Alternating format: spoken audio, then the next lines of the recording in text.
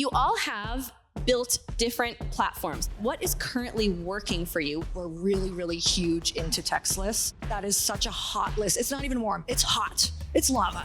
I was so desperate to get out of my corporate job. I started to pitch brands. I was like, hey, Halo Top, I love y'all. Want to sponsor our show? We really went like hardcore on social media. I started off with one person in the Philippines helping me make reel covers. Now we're a team of 15.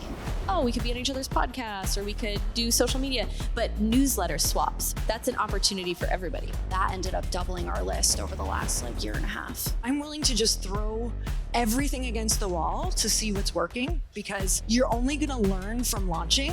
You don't learn from thinking about it. You never do. The way that our list continually grows every single month is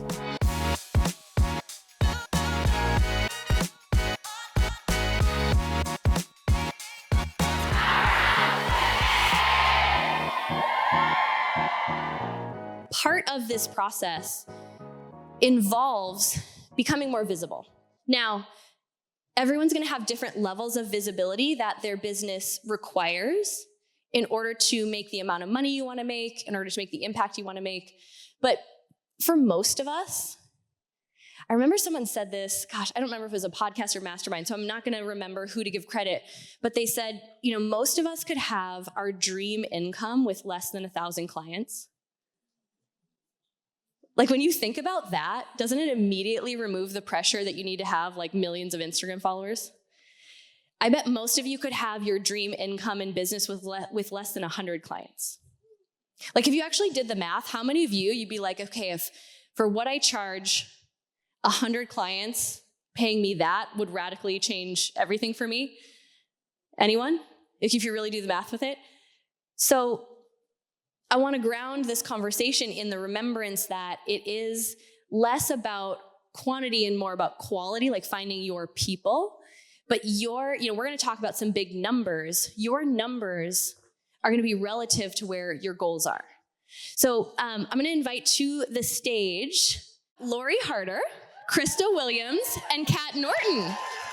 We got to have this conversation yesterday about just being ready to hold space for more visibility, but I want to dig into some of the tactical, because as people are getting ready and working on all the stuff we've laid the groundwork for, I think where it clicks into place is then when you match it with action, because you also can't just sit there and work on yourself and be like, I remember, this is something I've learned about myself over the last year. I had this savior fantasy. I for sure had it in relationships, but I also had it I was like, I'm literally just waiting to be discovered. I want to just be really humble and not put myself out there and not have to risk looking dumb and just hope that someone's going to call and be like, we've found you. Wow. Here's your TV show. Mine was a man. I was like, the billionaire's going to find me someday. Someday. So you already introduced yourselves yesterday, so let's just dive right in. Okay, but you all have built different platforms. So maybe let's start with the platforms that you've built. When we talk about audience, just so everyone in the room can kind of listen for the person's story that they really resonate with. So, I guess for us, it's, we have the text community platform, we have the podcast, we have our email list, and social media. Those are really the ones. And for social media, for us, it's Instagram. That's the only place right now that we're putting energy. And that is where I would say the podcast is the number one driver of actual revenue in the business. But maybe go down the line and share the platforms that you're building so people can. Yeah.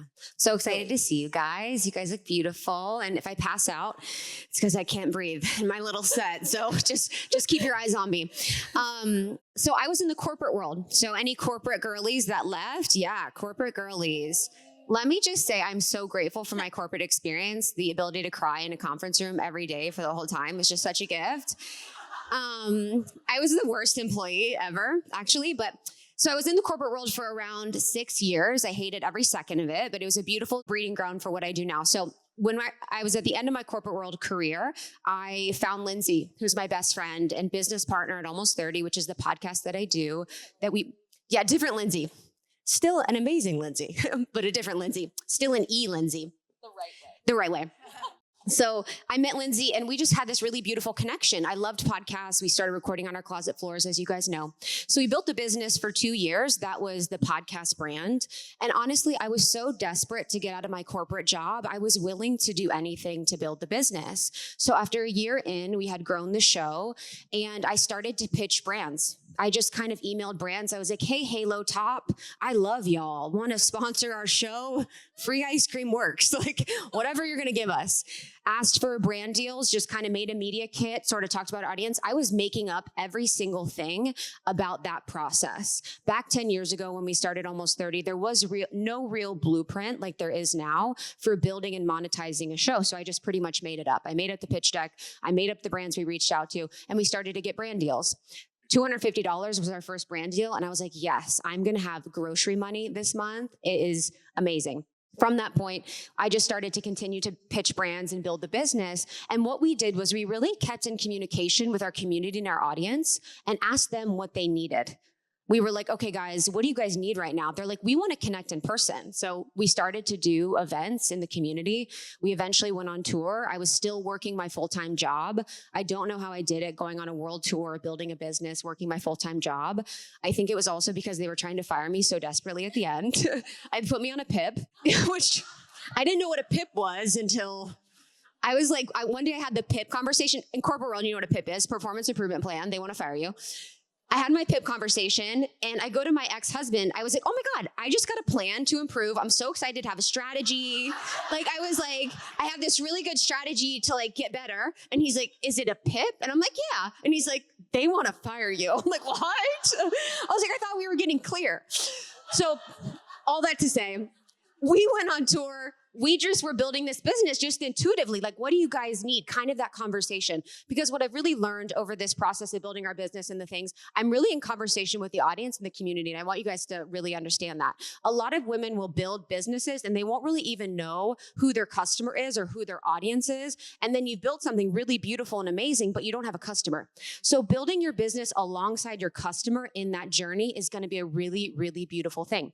From Almost 30, we've done merch, didn't really work. We've done membership. That was really beautiful, courses and programs. And then my own business I started, a few years ago where I host luxury retreats. I do online coaching, and then I have courses and programs. So I've been intuitive with myself, and I've been in communication with my audience to see what they want and what they need from us.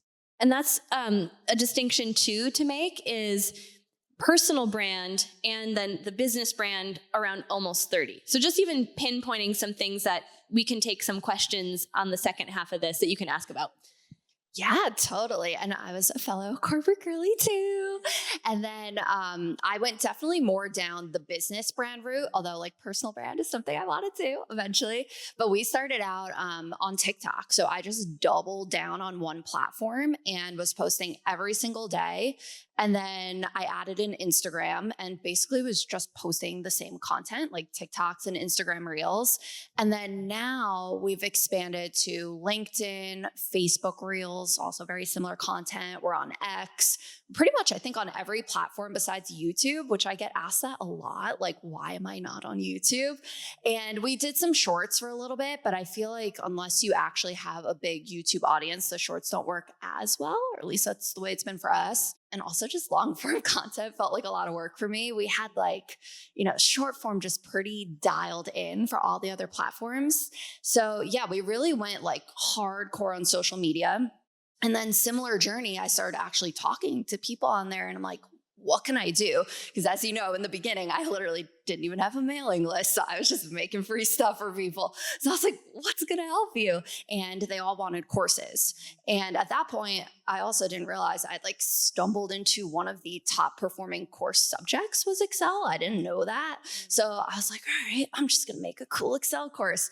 And after that, the courses were working really well. So I was like, okay, let's expand this into some of the other Microsoft Office products. Then we expanded into Google Sheets, a kids course, an AI course, and really being able to bundle courses is when we went from 6 figures to 7 figures because I was, at a lower price point with like a singular course versus being able to bundle them together. So that's really our main bread and butter is social media growth. And we use that organic growth to drive the course sales on the back end.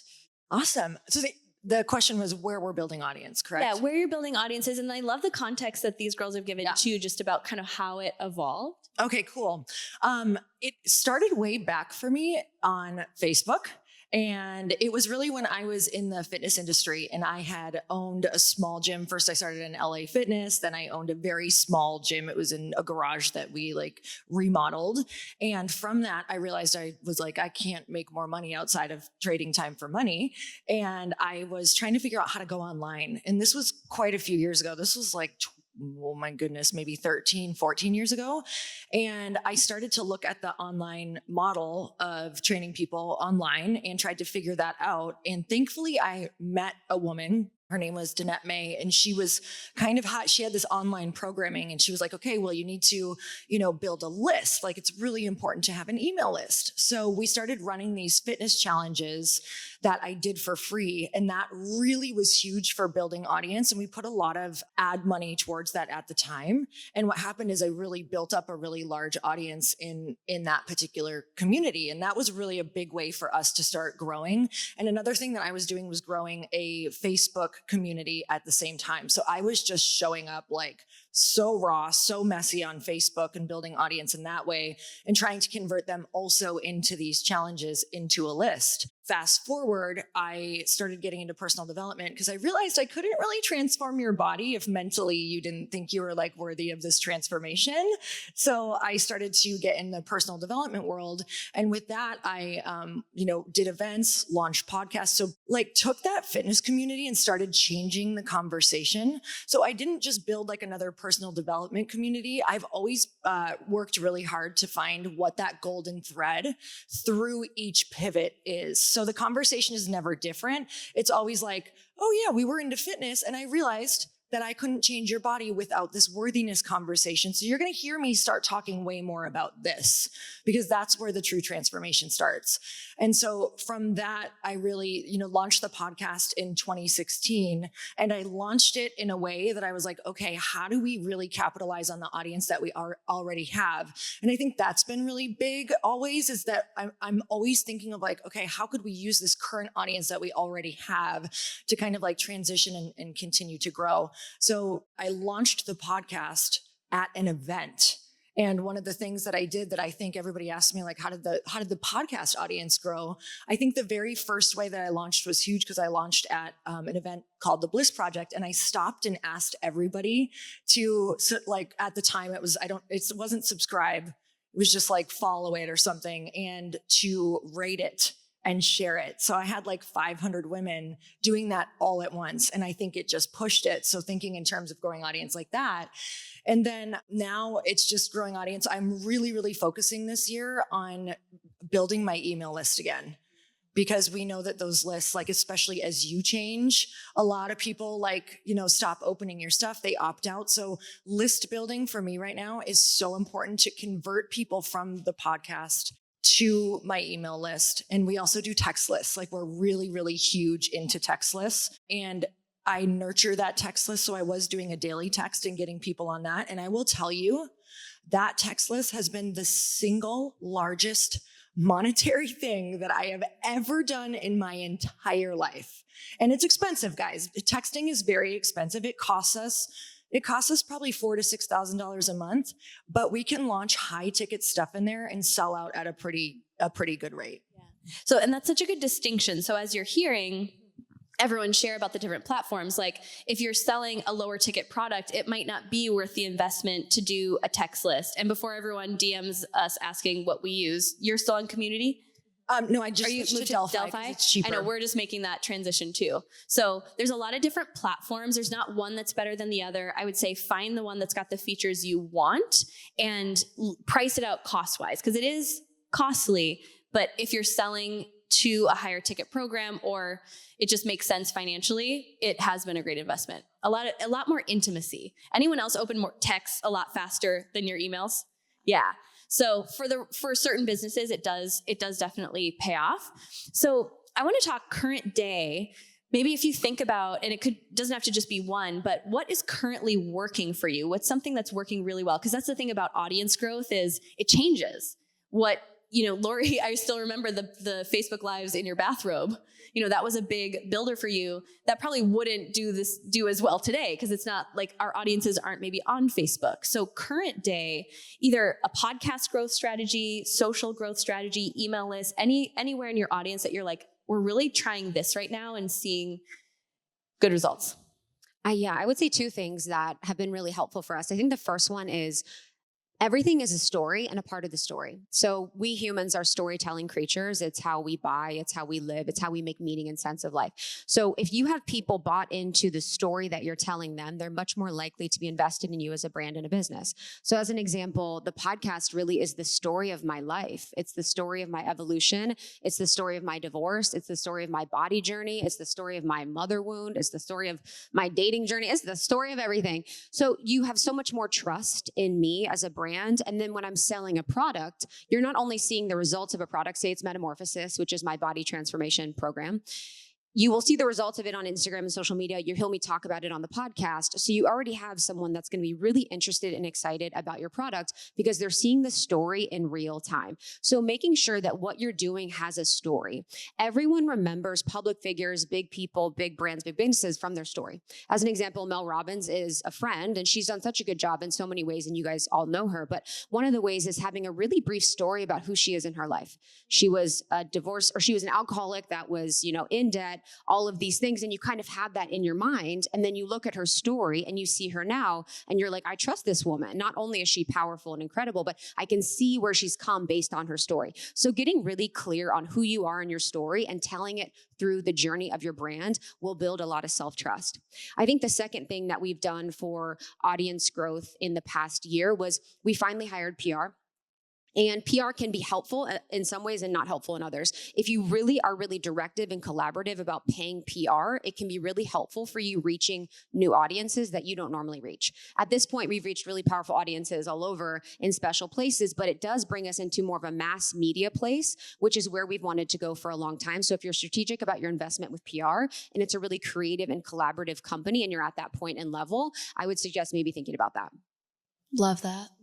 And then I'd say for us with growing the audience, the way that our list continually grows every single month is through hosting webinars. And in switching to evergreen webinars, it became a lot less of a lift for me to actually do them. So now every month we are constantly hosting events, and it's the draw of those free events that brings people onto our list. But then it gets to the point where like, okay, you still have the same audience though that you're pitching this list to. So like, doesn't your list go dry? So then at that point, because you can't rely on the algorithm gods forever, I was like, okay, how can we actually expand this to other audiences? So now that we had switched to evergreen webinars, that opened up a really big window for us to be able to bring in other affiliates. So we built out a really robust affiliate program where I went to all these big creators and I'm just like, hey, you don't have to sell anything. You don't have to do anything. It is literally a link to a free class. And I started doing newsletter swaps too with other big newsletters. And then we basically just landed a bunch of big affiliates and gave them a 50-50 split. So that was incentive for them. And then they started just pouring into our list too. So that ended up doubling our list over the last year and a half. I want to actually have you go just a tiny bit deeper because I feel like this is something people may not have heard. When you hear collaboration, I think first place people go is like, oh, we could be on each other's podcasts or we could do social media, but newsletter swaps. What does it sound like when you're reaching out to someone? And then how does the newsletter sound to their list? If are you providing the copy? Give us a little bit more nuance because that's an opportunity for everybody. Yeah, totally. So this is something actually, I work with a newsletter agency who does my weekly newsletter, and they had first presented this to us. I think we did one with The Hustle or something. And the way we had set it up was they obviously had a much bigger list than we did. So they did one push of our product in theirs. And then we did a few in ours just to kind of even it out. So even if you are approaching a bigger brand and you do have an aligned audience, so obviously it doesn't have to be the same product. It even honestly works with like competitive products. Like I really don't view the Excel space as having competitors. We all really work together and, have different strengths and we make products together. So I've really worked with all different Excel audiences, business audiences. It's kind of like finding those ones that are adjacent to your product and reaching out to them and just being like, hey, do you want to do a newsletter swap? Here's the size of my list. Let me know if it's something you're interested in. From there, I would recommend not trying to sell a product on their list. I would have some kind of free offering. And this is where if you do have a webinar funnel, it's killer in those. Or if you have some kind of free guide or free download, and then make sure you have like your UTMs loaded in there so you can actually backtrack and see if you got sales from it. Love that. Thanks for going a little bit deeper. I need to do that. Thank you. Yeah, right? I know, right? I'm like, I wish I had notes right now. I'm up here learning, so this is great. Exactly. We recorded it. It's fine. So what's working really well for you right now? And then I'm going to come back to it, but I think sharing how you guys are leveraging text marketing to do that sale, I can hear the question. They're telepathically sending it to me. When you think of it, let me know. Okay, great. That's the question I'm going to follow up with about how you guys are leveraging text marketing. Like the way you build out your launches is actually brilliant, and how you're leveraging text. You can start with that, or the original question, which was what's working right now. Thank you so much for repeating. Okay. I was like, and what was that, honey? Okay. So what's working right now? Well, you guys, how many of you feel like so much has changed recently, and what is working? Same. All of us up here too, correct? And so we are in the same boat as you. We are trying so many things. If you went to my Instagram page right now, you'd be like, whoa, there's a lot of different things that are happening, like different calls to action. So I'm paying really close attention to messages that are working, meaning in my podcast, I'm looking at the downloads of like what's resonating the most. And then also something that I'm literally having this massive realization over. Lindsay, you and I, when I told the Audacity story, I ended up telling that into one of our elite entrepreneur masterminds. And it was probably one of the most resonant stories I've told, where people just like afterward kept talking about it. Then I told it into our Mentor Collective mastermind. People afterward just kept talking about it. And I was like, oh, got it. There is really something here. And so I ended up, we're creating an opt-in around it. Some of you know I'm doing a free challenge around it right now, 30 days of an Audacity challenge. It's totally free. And I'm watching this message and I'm going all in on the messages. So I want you guys to start really watching your content. Go study what is really working, because you need to build your opt-ins, meaning, the thing that you're going to have that you're going to maybe give for free so they convert in trade for their email, right? You want to get them on your email list so that they can start to know you. They can really start to be nurtured by you. And so we are paying so close attention to what do people like from Chris and I? Like, what is that they like to see from us together? And what do they like from Chris alone? What do they like from Lori alone? And so we're kind of going all in with really listening right now, and we'll create really, really fast, you guys. So one thing is that I don't get stuck in perfectionism mode at all. Like, done is better than perfect. That was like completely my message, because you're only going to learn from launching. You don't learn from thinking about it. You never do. Launch, get the data. If it sucked, awesome. That's fast data. You guys, that's fast data. So I'm willing to just throw everything against the wall to see what's working.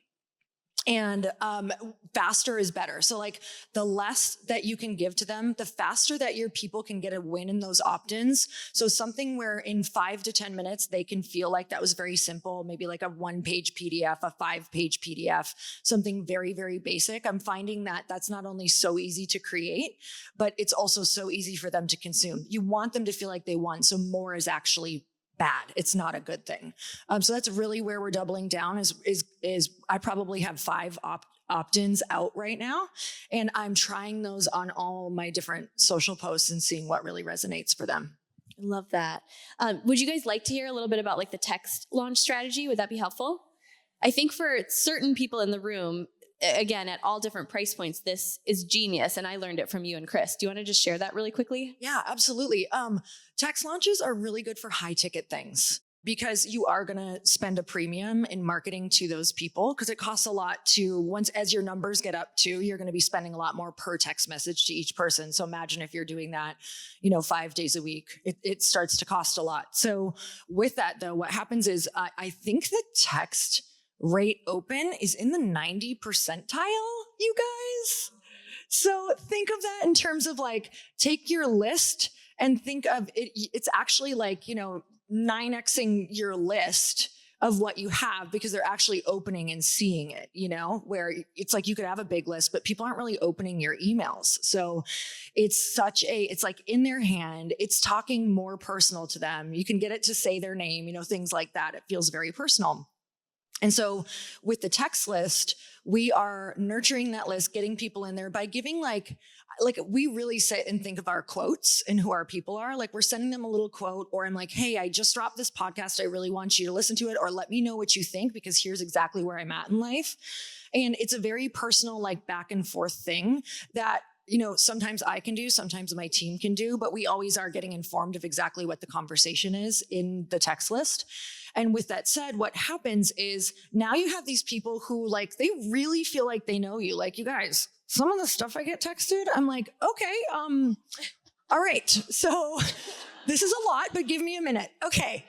Because it is such a personal connection that you are creating in there. And so I'm never mad at it. I'm always like, that's a really good sign, you guys. That they're willing to share this is so big. And so what we do is a lot of our stuff you will see, we're going to drive them to a text wait list. What is great about this, even if that number is not high, right? So let's say, okay, we're launching the Elite Entrepreneur Mastermind. We talk all about it. We say, hey, the only way that you're going to get the VIP pricing or this really early bird pricing, the text list is the only list that's going to get either this special or this pricing. And it's only going to be for 12 hours. Like we create urgency in that list. So we drive to that list the whole time. Like we're not even really thinking about a public launch at this point at all. It is all about, we want anyone and everyone on that list, to the point where sometimes we don't even have that large of a public, like we don't even have a big plan for the public launch, because the plan is the text list. You know what I mean? Like it is like, get them driven to the text list. And so from that text list, what we do is we know when they're on that list, they're only on that list because they opted in specifically for that event, and they know it's going to be a higher ticket because you're kind of speaking in that languaging. So I'm just going to make jokes here. You can spam them as much as you want because they are in it because they are so interested. Like I'm not going to join a list specifically for expanders unless I am like, please tell me everything about expanders because I really want you to convince me. So that is such a hot list. It's not even warm. It's hot. It's lava. It's good. It's lava. It's a lava list, you guys. You're going to love it. Volcanic. So on that list, what we do is we really are like, we're nurturing it. Hey, get excited. We're launching at this time, right? We're doing that for like 5 days out. We're launching at noon on Friday. Get ready because these seats are going to go. That's the languaging. These seats are going to go. And you're getting them warmed up every single day. Like, let me know any questions beforehand. Do you need to book a call? Do you need to we're getting every obstacle out of the way. We're sending testimonials in there. We're saying some common obstacles that are coming up with answers in the text list. Like we don't want any questions left unknown within that text list. So we are like squeezing every, obstacle, every question out of there and just giving data on what's the room going to be like. So 3 days before, we're maybe showing a picture of the last event in the rooms and like picture yourself in here and what you'll be doing and what you'll do on the other side and blah, blah, blah, all of these great things. Like get them to feel it because it's going to transform them. Like we want them to know this is going to be a huge transformation. And so, with 3 days left, we're really talking like, get ready, get ready, get ready. Here's where we're going to, this is when we're going to sell. And on that day of, the thing about a text list, you will sell most everything in your first hour and then it's crickets. But we literally tend to sell 90% of all of our stuff, like in that first day, in that first hour to day. It depends on what it is. It can take the whole day and you'll kind of see it like trickling through the whole day, but we'll only have like another 10 15% after that through like a week-long launch, you guys. Because we just drove everything to that list and put it all on that, like get the VIP, get the lower price, we drive it to that. But here's what's so nice about it. Like number one, I think our sales are much higher. It's much more personal. You get to really talk to that person. You don't have to do such a hardcore public launch every single day because you can just talk into that text list as much as you want. Yeah. Is that helpful? So building off of that, what I was going to share, this is going to be now, if you don't sell high ticket and you're like, does that resonate for me? Does that apply to me? What she's doing, what she's sharing is a strategy that we use. It's actually been really effective for filling events, for all the things that we do, is I spend so much more time launching my launch than I do in the actual like open cart buy now period. So you heard Lori actually talk about this. They spend all the time on the front end getting the questions answered, building the urgency and excitement so that when you open the doors, you're kind of just like, here you go. But there's a strategy behind that. It's taking the time on the front end to build up the anticipation, the excitement, get any objections, questions out of the way. So one of the places we do this is with the Powerhouse Women event. If you really kind of study the way that we launch the event, about 2 weeks before tickets are going to go live, we'll start to tell you, March 1st. Oh my gosh, March 1st. Do you know what's happening on March 1st? So any specific dates, you want to say those over and over and over again. We know that the earliest buyers are typically those of you who are in the room. You remember the feeling, you remember the excitement. So we're like, make sure to tell your friends, all those friends you really want to bring back with you next year. Make sure they know March 1st, March 1st, March 1st. So we're spending all the time on the front end. I'm writing emails and doing Instagram posts that are speaking to the different places people are in and what draws them into the event. So there's the very hypey reels that show the energy. And for someone who's like, I don't know what this is, but that looks fun. So we have that. Then I'm writing emails that speak to, the fear of coming to an event alone or feeling like you don't belong in a room and reinforcing like, if you resonate with this, you do belong. So I'm getting ahead of any objections because I think it actually creates the most beautiful energy in the launch itself, that once the launch opens, once tickets open, I'm not selling anymore. There's not this energy of like, oh God, I hope people buy these tickets. I'm like, oh my God, Sally bought her ticket. You bought your ticket. I'm resharing like, everybody get their tickets, like Oprah. So, it was like, you get a car. Everybody gets humpback whales. I heard that somewhere. That's not my original joke. So do you feel the difference in the energy of that? Versus sometimes we stress so much, like just getting everything ready, and then we launch and we wonder why it's kind of like slow starting, because people are just starting to realize what it is that you're launching. They haven't heard enough about it. If you do you could start that a month out, telling people when you're going to go live with, whether it's a new product that you're dropping, a new flavor of your product, a new program, a new it could be a podcast series. It doesn't have to just be for high ticket things, but that has been so effective for us, specifically with the event and things that, to add onto it, how we incorporate community. The moment that we start to go live with that kind of content, I don't just hope that you all will comment and share it. I am posting that hypey ass reel that a lot of times I edit them myself. I actually have a secret passion for like editing it where it just like the beat drops at just the right moment. So not like not the reels that we posted yesterday, but I will sit there for an hour and I let myself do it, because then my energy and my excitement, even though that's not a good use of my time, my energy and my excitement is in it. And I'm like, this reel is fire. This is but I don't expect it to take off. Some of you have gotten these DMs where I post it and I individually say, Anna Marie, will you share this? Will you comment and share what you got out of the Powerhouse Women event? And because in the early, first 15 minutes of posting, that's when Instagram decides, do other people get to see this? So don't be afraid to ask. Find your community here and be like, hey, the next time I do a launch, can you just engage with this so that it helps give it a chance to be seen by more people? And I save those asks for when it is like a very specific like a reel where we're announcing the date for Powerhouse Women, and I really want people to see it and start tagging their friends.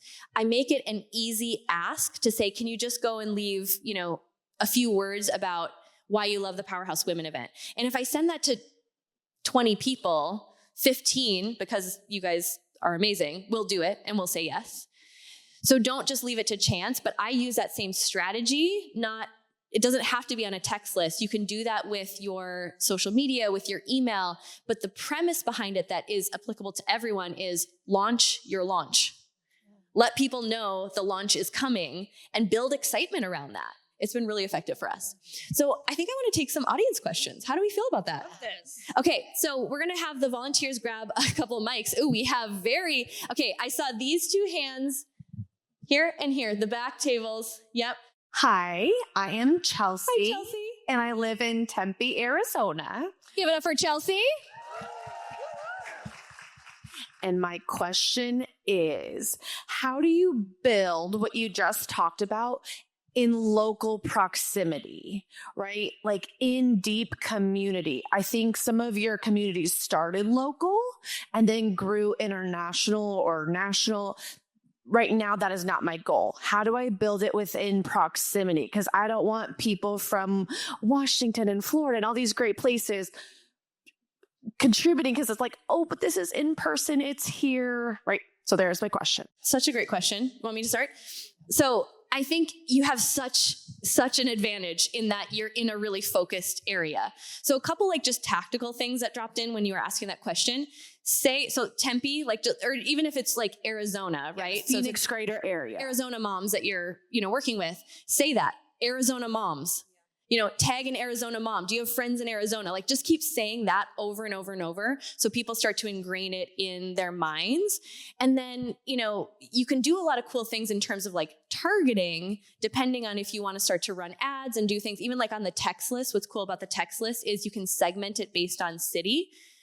So when we do the live podcast events, I'm texting out the link only to people in the Phoenix area because it costs me money every time I send that text. So I'm just narrowing it down to the people that I want to receive it.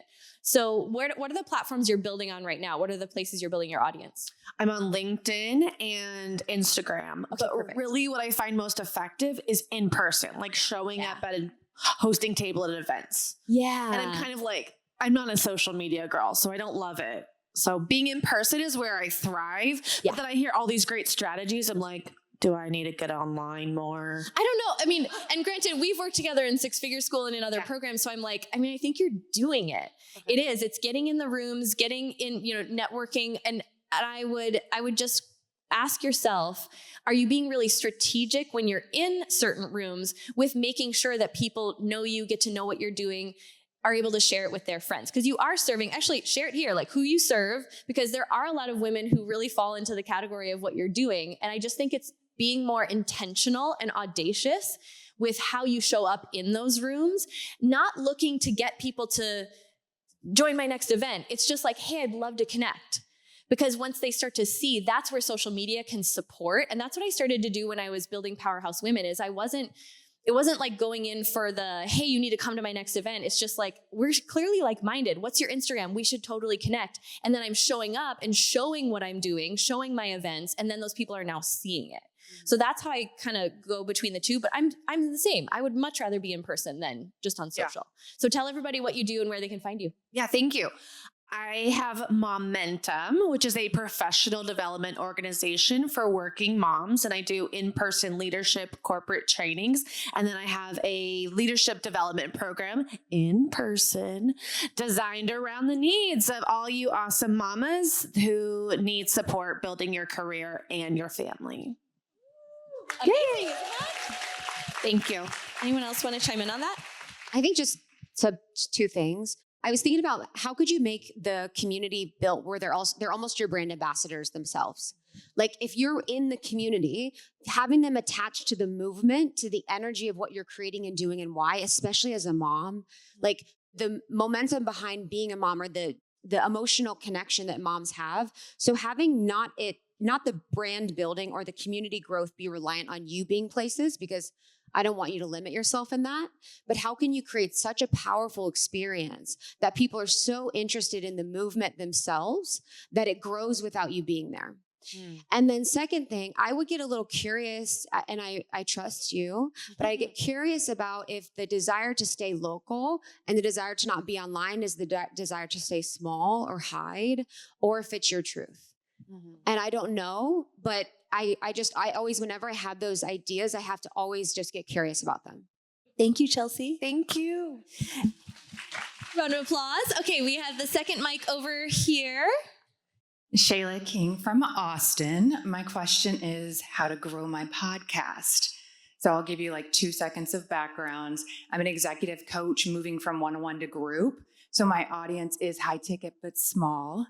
I'm super proud of it. I started it in January, getting amazing feedback, but I have no volume. So like, do ads work?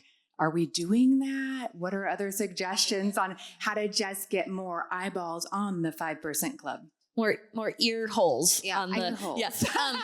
Who else in the room has a podcast? Just so we know how many podcasters are in here. Oh, amazing! I love that. Yeah, let me dig into this one if I can, just because I've seen the space for 10 years just grow, and we've tried almost everything, for growth. We've, done membership stuff. We paid for ads on other podcasts. We've done guest stuff. We've done, like billboards. Like we've really tried it all. I would say the first thing that I would think about, especially for a lot of you in the audience that have coaching programs or group coaching or have products, is really seeing the value in your audience, even if it feels small. Even if you have 50 people that listen and you have 10 of them that become your client, that's amazing. And so it's really thinking about the quality and the life that you're living and the life that you want and how this really serves your community, your clients now and in the future. So being really proud of the community and that you've built already and how you can really transfer them into being your customers is really powerful. I would say with podcasting now, it is a very saturated space. And I hate to say that because I know it's like a womp, but it's much more saturated than it was in the beginning. And what does that mean? We have to be more niched. We have to be more individual. You have to show up consistent. It's a must at this point. And you have to really bring your A game as far as being really authentic. I was at a meeting at Spotify a few weeks ago, and they were talking to us about the fact that people attach to podcasts for the hosts. So as much as you think that having a big guest on your show or having a really beautiful aesthetic and a really cool cover photo and, is going to work, it's really about you as an authentic host and person that people are interested listening and learning from. So that's going to be the most important thing. They're attached to you, not anyone else. Can I ask a quick follow-up on that? So I struggle a little bit with, do I just jump into the episode and what I'm teaching, or do you do that? So this week I'm dropping my kid off at Baylor. Like, what are your thoughts there? I have a college kid. But my point is just I was like, do you want to talk sharing about that? what's really happening in your life. I was like, I hope he's not. well. Bless him. I'm going to say two things about what you're saying, but I'm going to also explain that it's going to be specific to you and your audience. There is an audience that wants you to just drop in and get straight to the thing. My audience and what I've seen with women, especially when you're making emotional investments, it's so much about the story. So you bringing them along the journey of, I was at Baylor this weekend with my son, and it brought something up for me about how it's so important for me to have time in my personal life to make time for my son. And something that really helped me to do that was by habit stacking the week before so that I could really be present with him. And what I've learned as a coach and working with my clients one-on-one is, what I mean? Like that kind of thing. It's crazy. So that, and then I'm like, oh my God, like I trust her. She's got a life. She's a person. So storytelling is going to be huge for selling. And then the last thing that I'll say just about audience growth is y'all should be really using this room. How many people have podcasts? Raise your hands. Y'all need to have lunch. You need to kiki. You need to start a little group. You should be every single one of you. And it doesn't mean you have to say yes to everybody. If it's not a fit, it doesn't mean you need to do anything you don't want to do. But all of y'all could be great guests to collaborate on each other's shows, to support one another using all of the skills that we're talking about today, and really, really support one another in a way that feels really good and aligned. Mm-hmm. Yes, yes. Love that. Hello. I had to write my question down because I would have forgot. Well, tell us who you are again. I am Brittany Johnson. Owner of Trains with Brit. So my question is, so you say that you built connection with your audience what ways or strategies did you use to determine what your audience needs, and how did you balance that with your vision of your business? That's a great question. Yeah. I You wanna dive in? great question. Love it. I feel like that kind of goes back to what I was talking about with seeing what's resonating. I think you have to kind of talk on, this is for me personally what I do. You can't really talk on things, even if it's, let's say I'm noticing something is really resonating with Lindsay's audience, but it doesn't feel authentic to me. If I start talking on that topic, but it's not truly like in my body, or I don't have a lot of stories around it, it just doesn't feel right, that's not going to be received super authentically. Like, for what I always try to do so that things feel more like they're being pushed out in a positive way, instead of me just like trying to force them out, that I try to find topics that I really want to be talking about. And then within those topics, I see what resonates. So it's really about testing. Like, I wish that we could tell you, talk on this first, but you have to test everything. So I'm working with this new company for Glossy, and every answer that they come back with for me, because I'm like, tell me this or tell me that, they're like, okay, so we're going to test it. So let's take the 2 and test it. Every single dingle answer is, we're going to test it. And I'm like, I just really want you to tell me. And they're like, no, you have to test everything. And they work with huge companies. So the answer for you is literally test all your favorite topics and really start seeing what works for your people. And just to clarify, since you're a product-based business, are you asking like what products to create? Like what your community wants versus what you want to create? Or is it more on the content side? It's both. Okay. So I know what my products are. I'm dialing into my audience, but there are times when I'm like, I have no idea. And people are like, I love your product. Like, we had a conversation. Sierra's like, I love it. This worked. And I'm like, okay, great. Share it. Here's a fun idea. You could share it. Share it. Yeah. And I feel like it's always like crickets. Like, oh, I love it. And I'm like, I ask for testimonials now, straight in the inbox. If they say, I love your product, I go, would you ever go write this on the page? Because I want to share this. So I constantly ask, just always ask, oh my gosh, I'm a startup. I would love for you if you could share this testimonial. Or can I screenshot this and use this? But the most powerful spot for me as a startup, because your testimonial is so strong, would be on the page. Send them the link. Mm-hmm. It's like, it's sending the Yelp review. Everybody's doing that now. Yeah, you could even do ManyChat automation flows with that. So if you guys use ManyChat, it's like the, comment online and to get an aligned master class. So it's actually really powerful because you can go on the back end and have really powerful flows. So if someone shares, they're like, I love the product. The automatic flow could be like, thank you so much. Would you be willing to write a review? Or like, thank you so much. What did you love about it? And so you can not only engage your clients in like a deeper conversation and understanding why they love your product and you, but you can also have the ask at the end. So I found ManyChat automations to be really powerful for selling my retreats. So someone will, comment something or even comment any keyword on my account, and I'll just start a conversation via ManyChat. Like, what are you transforming through? What are you growing through? Like, what's going on in your life? How could I help you? What would you love to see at the retreats? So they're not only feeling like they're a part of the culmination of the retreats, but I'm really understanding them as a customer. And then I can have the ask, to more information or application. But I think with the product, you can have your specific ask there and even feedback on the product. Like, if you loved it, why wouldn't you share? If you loved it, write a review. If you loved it, share with a friend. So it doesn't always feel like you, and it's not always hitting that part of you that's like, gotta ask them again, like, gotta, ask for the thing. It's like, this is automated. I know this is covered. Whoever's going to share based on this is going to share. I don't have to be the one every time to be like, please share, Can I add one more thing? Also, when I'm looking at what these bigger companies are doing, they're truly investing in getting the data because the data is that important. So it is tough to get feedback back, especially it's like the people who love it the most are the quietest. The people who don't like it are the loudest. You're like, oh, thank you so much for this. So if you really look at the bigger companies that are scaling in a big way, obviously, of course, they have more money, but at the same time, paying for data sometimes or incentivizing to get, we incentivize so deeply for before and afters because they're really hard to get. It's hard to get someone to go take a before photo, stick to it for 30 days to 60 days. So we almost give for free. If not, maybe that's changing in order to get those pictures that we need, because that data, those testimonials, that feedback is so big for how you feel about it, like seeing what's working, what is next, what's going on, and how are you going to sell? Like they really help you sell too. So I would really just maybe start studying your favorite companies and how they're investing in getting feedback for their next steps. So how are you getting that before and after?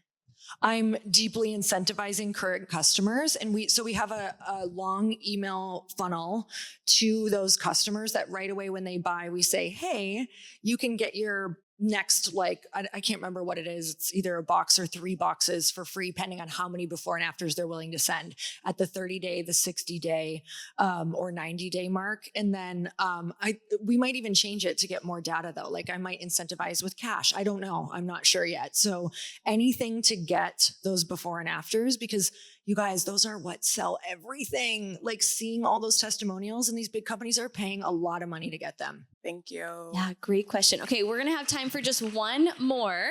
So we'll have you grab the mic, and then you can choose dealer's choice. Any hand that's up, we'll take it to this side of the room. Wow, the power. Choose wisely. I know this, it's like the Price is Right. Like the person who's the most excited. I'm very excited. Hi. Hi, I'm Sarah from Eau Claire. Hi, Sarah from Eau Claire. Hi, and I own a learning and development company called Learn Better. I'm a year old, and my question is, what are some very tactile strategies when you're ready to build a team, and or what are your thoughts about investment entities coming in and partnering with people like VC or private equity? So we're doing a whole panel on part 2 later. Okay. An entire panel about it. Amazing, thank you. But we have just a couple minutes left. So who wants to share? Kat, do you want to speak to the team question quick? So that was something where early on in my business, I found myself in a spot where I was like, okay, is it time to actually outsource? And this is something you really need to come to within yourself. Because if your energy is showing you that like, okay, this is draining the life out of me right now, then it is time to find a way to outsource that. And for us, like I started off with one person in the Philippines helping me make reel covers. Like that is how it all began. And then from there, we started scaling. Now we're a team of 15 of people, like mostly in the US. Something that I did that helped keep my business really lean was I hired a lot of people part-time. So it was kind of one of those spots where like you either look for like a unicorn person who could do all these different roles you need, or you find people that want to make extra cash. They have day jobs and they'll edit your videos on the weekends. And, I've my customer service team, I have 2 part-time people and they can kind of like cover for each other. So I think too, like if it feels scary to like put someone on the books on a full-time salary, finding things either sales-wise that are like commission based where you're paying per instance that you actually get results, or doing like part-time. So yeah, most of my team still is part-time. Something that we did at Almost 30, we have 12 and I have 2 on my team. We actually had interns. So we had an internship program at Almost 30. It was really beautiful because it would have been my dream to have the opportunity to intern at like a cool young company like mine. But it would have been my dream. So we had amazing interns at like NYU, Emory, like all these different places. And we actually have 3 of our employees now. We're directly from that program. So you can do with credit or pay, whatever is their preference. But we've had amazing interns that have actually ended up being employees. Thank you. Thank you for that question. Was this valuable?